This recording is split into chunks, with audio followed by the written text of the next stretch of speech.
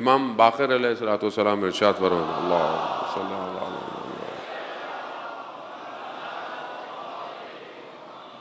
امام ارشاد فرماتے ہیں کہ کچھ چیزیں بہرحال خصلتیں ہیں کہ انسان مومن کے اندر ہونی چاہیے. مثلا امام فرماتے ہیں کہ اگر کوئی تمہارے ساتھ برائی کرے تو تم اس کو سلام کرو.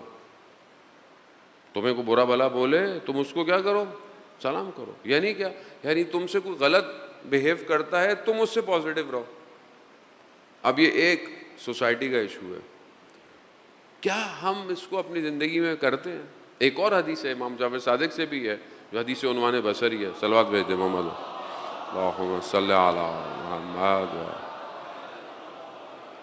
امام اس میں فرماتے ہیں کہ اگر کوئی تمہیں برا کہے 10 بار تو بھی تم اسے 10 بار نہیں برا بولو، 1 بار بھی برا مت کہو. ہمیں تو کوئی یہاں 1 دفعہ برا کہتے ہیں ہم اس کو گھر چھوڑ کے آتے ہیں. اب یہ دیکھیں نا، یہ سوسائٹی کی فارمیشنز کے رولز ہیں. یہ سوسائٹی کے لیے امام نے بیان کیے، کو باہر کے لیے تو نہیں بیان کیے. کیا سوسائٹی اس پر عمل کرتی ہے؟ امام فرماتے ہیں اگر کوئی تمہیں نہ دے، یعنی کچھ تمہیں نہ دے مگر تم دو اس کو. ہے معاشرہ ایسا؟ پڑوسیوں سے کچھ مانگ لیا، بھائی ضرورت ہے، پڑوسیوں نے نہیں دیا، وہ تو ہو سکتا ہے نہ ہو یا کوئی وجہ ہو. اب انہوں نے کچھ مانگ لیا، نہیں ہم کیوں دیں بھائی، ہم نے جب مانگا تو ہمیں نہیں دیا انہوں نے.